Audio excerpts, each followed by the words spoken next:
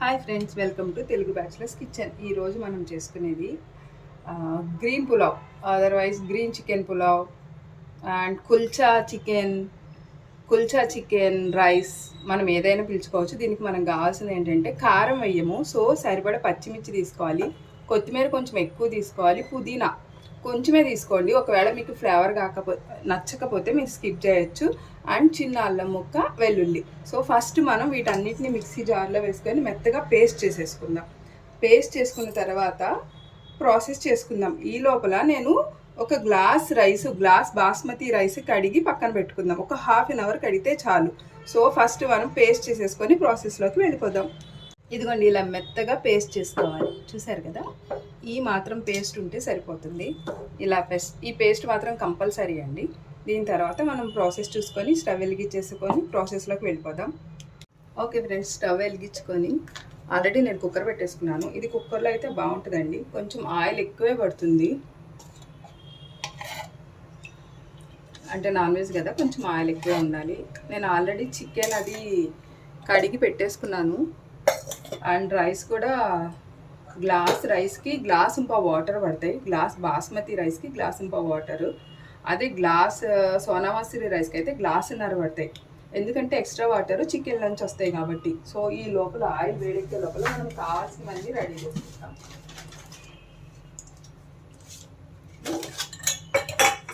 Actually chicken ఇప్పుడు అంత బాగుండట్లేదు కాబట్టి మీరు ఇట్లా కొంచెం స్పైసీగా వెరైటీగా చేసుకుంటే బాగుంటుంది, తినాలని అనిపిస్తుంది. సో ఆయిల్ వేడెక్కిపోయింది, ఈజీగా అయిపోతుందండి. ఆల్రెడీ అల్లం వెల్లుల్లి, కొత్తిమీర, పుదీనా, పచ్చిమిర్చి కలిపి చేశాను. సో కారం కూడా పట్టదు. అయినా ఒకసారి వాటర్లో కారం సరి చూసుకొని వేసుకోవచ్చు. సో ఆయిల్ వేడెక్కిపోయింది. మనం దీంట్లో కావాల్సిన జస్ట్ ఒక బిర్యానీ ఆకు, ఇదిగోండి 3 లవంగాలు, ఒక స్టార్ ఫ్లవర్, మిరియాలు ఒక 4-5 వేసుకోండి.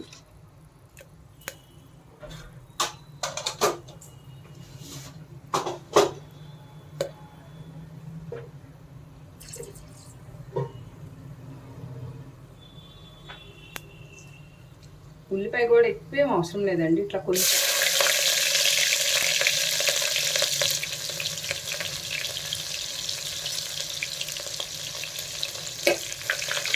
మరి ఇట్లా గోల్డెన్ ఫ్రైలో అలా కూడా ఏం వేగక్కర్లేదు. ఫ్రైలో అనేది అస్సలు అక్కర్లేదు, జస్ట్ కొంచెం కలర్ చేంజ్ అయితే చాలు.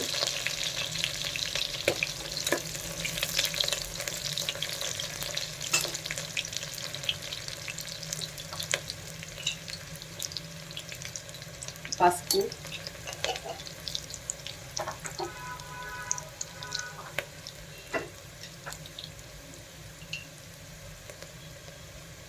కొంచెం అంటే కొంచెం ధనియాల పౌడర్,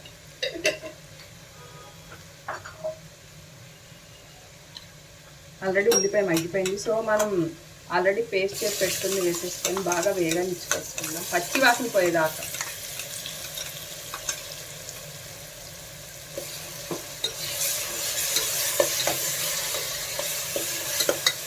ఈ వంట అంతా హై ఫ్లేమ్లో పెట్టుకునే చేసుకోవాలి.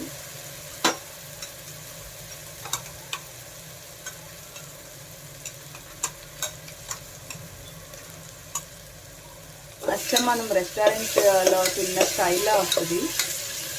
చూడండి, ఇలా కొంచెం వేగుతున్నప్పుడే మనకి ఇట్లా ఆయిల్ పైకి వచ్చేస్తున్నప్పుడు చికెన్ వేసేసుకొని పెరుగు, మిగతా ఇంకేముంటాయండి, ఉప్పు, అంతే.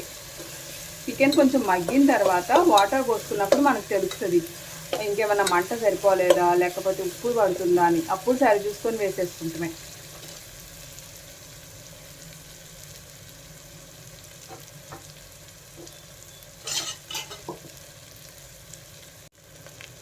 ఓకే అండి, ఇది బాగా వేగిపోయింది చికెన్. నేనైతే గ్లాస్ రైస్కి 250 గ్రామ్స్ చికెన్ తీసుకున్నాను. ఒకవేళ మీరు ఎక్కువ తినాలనిపిస్తే ఎక్కువ తీసుకోవచ్చు.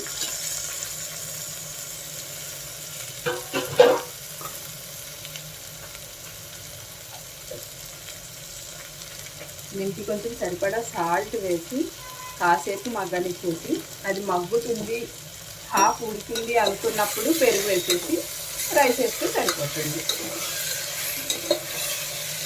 ఒకసారి మీరు కూడా ట్రై చేయండి. కొన్ని చోట్ల ఈ ఐటెం చాలా బాగుంటుంది. మీరు ట్రై చేసి ఇంకేమైనా యాడ్ చేయాలేమో చెప్పండి. చాలామంది గరం మసాలా వేసుకుంటారు, అంటే పర్సనల్గా నాకైతే అంత ఇష్టం ఉండదు. మీకు కావాలి అనుకుంటే యాడ్ చేసుకోవచ్చు. ఇది కొంచెం మగ్గనిచ్చిన తర్వాత మిగతా ప్రాసెస్లోకి వెళ్దాం. చూడండి, చికెన్ బాగా మగ్గుతుంది. స్మెల్ అయితే భలే ఉంటుందండి. కొత్తిమీర ఫ్లేవర్తో, అంటే కొత్తిమీర ఎక్కువ వేసాము కాబట్టి పుదీనా ఫ్లేవర్ అంత రాదు. చాలామంది పుదీనా నచ్చదు కాబట్టి చెప్తున్నా. ఇవ్వండి, కొంచెం మగ్గింది కాబట్టి నేను పెరుగు కూడా వేస్తున్నాను.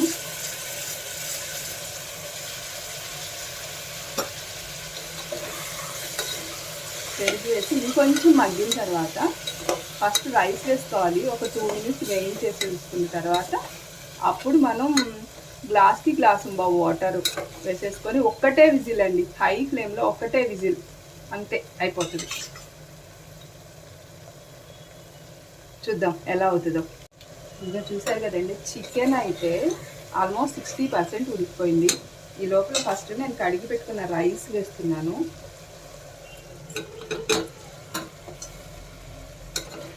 రైస్ 2 మినిట్స్ చికెన్లో వేగనివ్వాలి.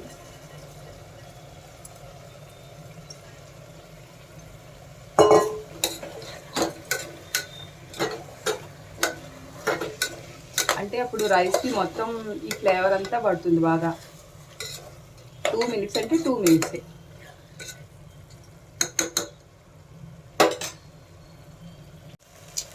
ఓకే అండి, చూస్తే రైస్ కూడా వేగిపోయాయి. ఇదిగోండి, నేను గ్లాస్కి గ్లాస్ వాటర్ పోసేస్తున్నాను. ఒక్కసారి ఉప్పు సరి చూసుకొని, ఉప్పు కారం ఒకవేళ ఘాటు మనకి సరిపోలేదనుకోండి కొంచెం అంటే కొంచెం ఎర్రకారం యాడ్ చేసుకోవచ్చు. ఉప్పు అయితే ఇప్పుడే వేసేసుకోవాలి. మంటని హై ఫ్లేమ్లో పెట్టుకుందాం.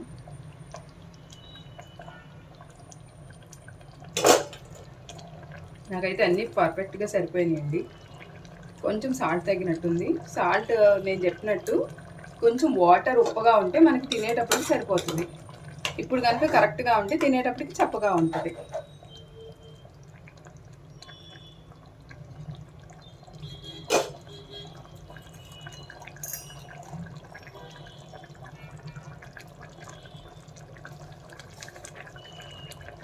ఓకే అండి, పర్ఫెక్ట్. చూద్దాం, ఒక్కటే విజిల్, ఇంకేం అవసరం లేదు. విజిల్ అయిపోయిన తర్వాత మొత్తం స్టీమ్ అంతా పోయిన తర్వాత కూడా ఇంకొక 10 మినిట్స్ వెయిట్ చేసి తినాలి. సో మనం విజిల్ వచ్చేదాకా వెయిట్ చేద్దాం. ఓకే అండి, నేను ఒక్క విజిల్ వచ్చింది, మొత్తం స్టీమ్ అంతా పోయాక చూపిస్తున్నాను. ఇదిగోండి, చక్కగా అన్నీ చక్కగా ఉడికిపోతాయి. అయినా సరే ఒక్క 10 మినిట్స్ మూత పెట్టి అట్లా వదిలేసి తర్వాత తినండి. అంటే ఎంత టేస్టీగా ఉండే పులావ్ రెడీ అయిపోతుంది. సో ఈ రోజుకైతే ఇదే వంట. మీరు ఎలా చేస్తారో చెప్పండి, ఇంక మీరు ఏమేమి యాడ్ చేస్తారో చెప్పండి. అండ్ మీ సైడ్ ఇంకేమైనా స్పెషల్స్ చేస్తారేమో చికెన్తో, అంటే గ్రీన్ చికెన్ కబాబ్ అవి ఎలా చేస్తారో, మీ ఇంట్లో ఏమైనా ఈజీగా చేసుకునే రెసిపీస్ ఏమైనా ఉంటే కాస్ట్ చేయండి. Okay, thank you friends.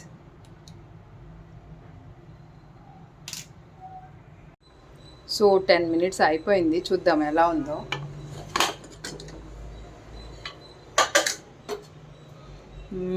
మంచి అరోమా చూడండి, చక్కగా ఉడికిపోయింది, పొడి పొడిగా ఉంది. ఒకసారి ప్లేట్లో పెట్టి చూపిస్తా, ఎలా ఉందో మీకు అప్పుడు ఐడియా వస్తుంది. ఇదిగో చూడండి, ఎంత పొడి పొడిగా నీట్గా ఎంత బాగుందో. మీరు కూడా చేసుకొని ఎట్లా వచ్చిందో చెప్పండి. ఇంకా నేను ఏమైనా కరెక్ట్ చేయాలేమో చెప్పండి, please comment. Okay, thank you for watching. Bye.